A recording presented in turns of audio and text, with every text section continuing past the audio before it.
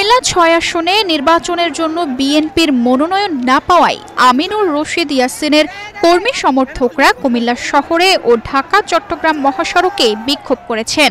তাদের দাবি, আমিনুর রশিদ ইয়াসিন গত ১৭ বছর বৈরী পরিস্থিতিতে কুমিল্লা সদরে বিএনপিকে আগলে রাখেন।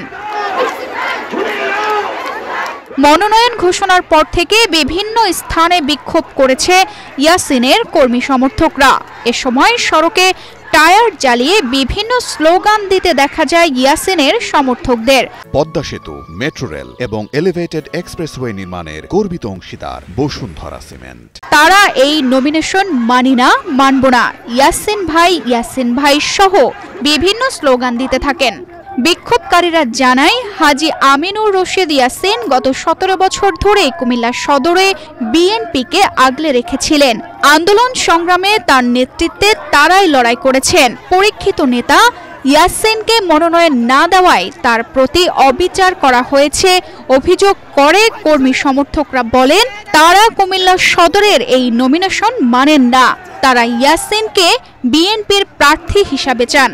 আমরা আমাদের সম্ভাব্য প্রার্থীদের নাম ঘোষণা করতে যাচ্ছি। এর আগে গতকাল বিএনপির মহাসচিব মির্জা ফখরুল ইসলাম আলমগীর এক আনুষ্ঠানিক সংবাদ সম্মেলনের মাধ্যমে ২৩৭টি দলীয় প্রার্থীর নাম ঘোষণা করেন। এদিন কুমিল্লার ৯ আসনে মনোনয়ন পাওয়া প্রার্থীদের নাম ঘোষণা করা হয়। কুমিল্লা ৬ আসনে মনোনয়ন পাওয়া বিএনপির চেয়ারপারসনের উপদেষ্টা ও সাবেক এমপি মনিরুল হক চৌধুরী। কুমিল্লা ৬ মোহাম্মদ মনিরুল হক চৌধুরী। তানজিদা রহমান, ইনাইয়া, বাংলাদেশ প্রতিদিন।